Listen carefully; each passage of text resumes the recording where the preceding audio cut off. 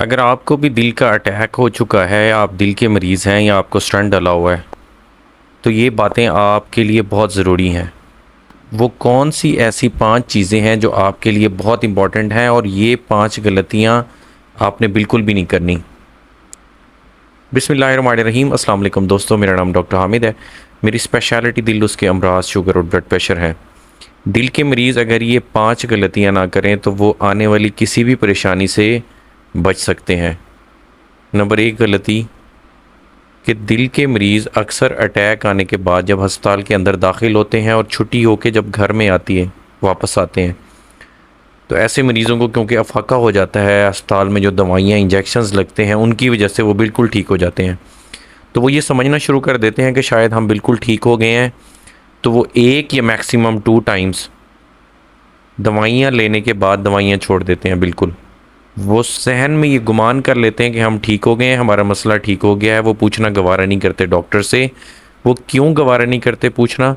क्योंकि उनको लगता है कि डॉक्टर हमें कहेगा कि ये दवाइयाँ मुस्तकिल खाएं, इसलिए वो ख़ुद से ये एज्यूम कर लेते हैं कि हमें अब दवाई बंद कर देनी चाहिए क्योंकि हमारी तबीयत बिल्कुल ठीक है। और वो दवाइयाँ बंद भी कर देते हैं और खाते भी नहीं हैं।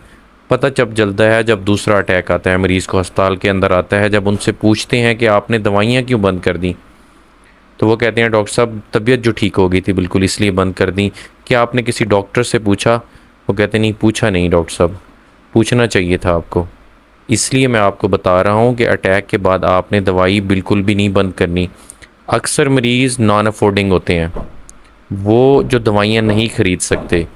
ऐसे मरीज़ों को मैं ये कहता हूँ कि आप डॉक्टर को बता दें कि डॉक्टर साहब मैं इतना गरीब हूँ कि मैं दवाइयाँ नहीं अफोर्ड कर सकता दिल की, तो मैं ये सोच रहा हूँ कि मैं ये दवाइयाँ छोड़ दूँ। तो ऐसे मरीज़ों को मैं मार्केट में आने वाली सबसे सस्ती दवाइयाँ और जो उसके लिए सबसे ज़्यादा ज़रूरी होती हैं दवाइयाँ वो लिख के देता हूँ। मैक्सिमम 3 से 4 टैबलेट्स जो उसके लिए बहुत ज़रूरी होती हैं, उसकी जान बचाने के लिए बहुत ज़रूरी होती हैं। उससे फ़ायदा क्या होता है मरीज़ को? ये फ़ायदा हो जाता है कि मरीज़ दवाइयाँ छोड़ने की बजाय दवाइयों पे लग जाता है। उसको दवाई जेब पे भारी भी नहीं पड़ती और दूसरा वो दवाई स्किप भी नहीं करता, उसकी सेहत भी बिल्कुल ठीक रहती है।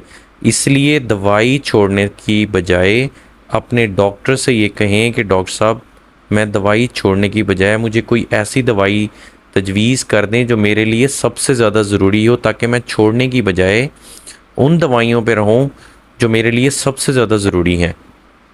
नंबर 2, हर छाती के दर्द को या मैदे के शदीद दर्द को गैस समझ लेना।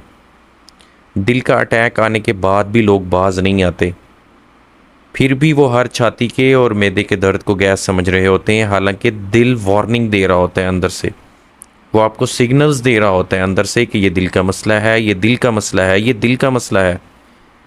लेकिन वो फिर भी अपने आप को जहनी तसल्ली दे रहे होते हैं कि नहीं ये गैस होगी।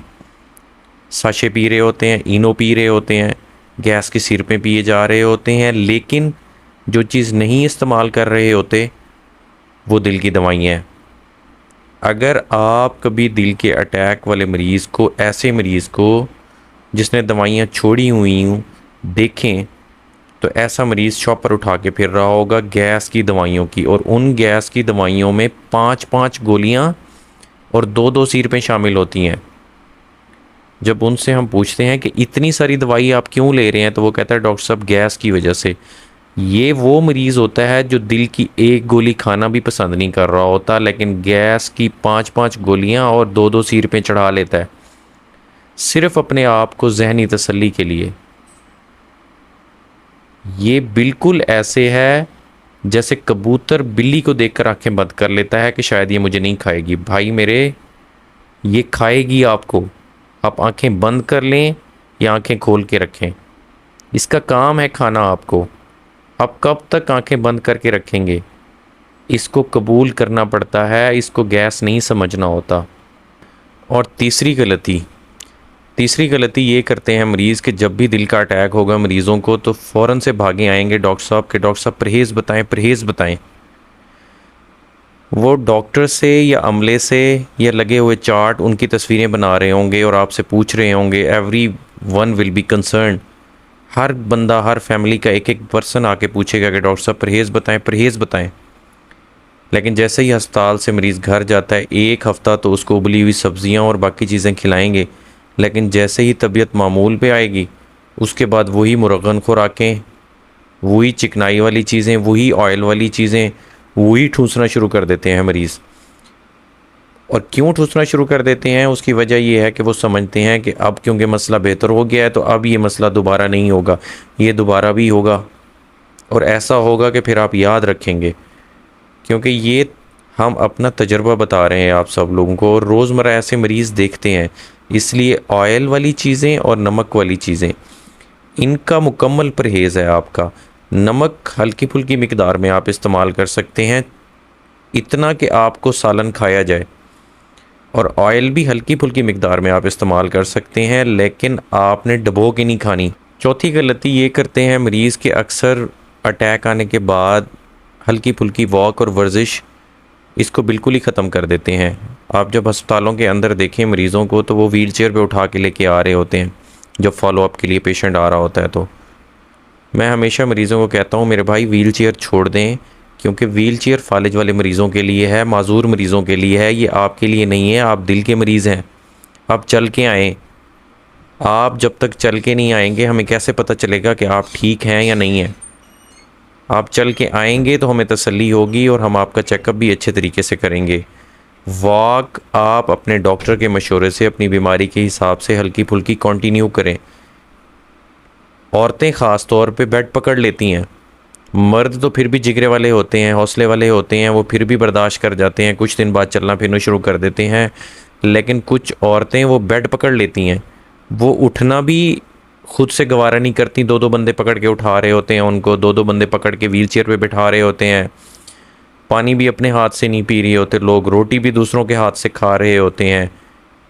ये एक जहनी कैफियत है, अटैक का इससे कोई ताल्लुक़ नहीं है। आप चलें फिरें, वॉक करें, हल्की फुल्की वर्जिश करें, चहलकदमी करें, इससे आपकी तबीयत में अफाका होगा और आपका जिस्म भी हरकत के अंदर आएगा।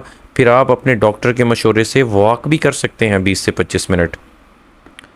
पांचवी इम्पॉर्टेंट गलती जो मरीज़ करते हैं, वो फॉलो अप ही नहीं लेते, चेक ही नहीं कराते, डॉक्टर का मुंह देखना गवारा नहीं करते।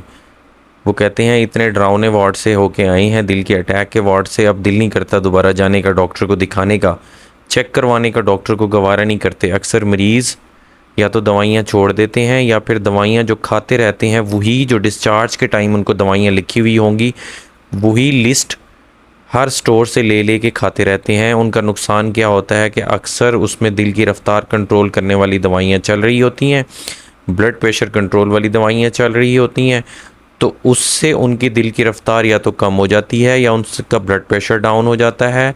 या ऐसी दवाई जो हम उस वक्त उनको हैवी डोज के अंदर देते हैं जो उसको बाद में कम करना होता है, वो भी चेकअप कराना गवारा नहीं करते कि हम वो मेडिसिन एडजस्ट कर दें। साल साल लगे रहते हैं उन्हीं दवाइयों के ऊपर।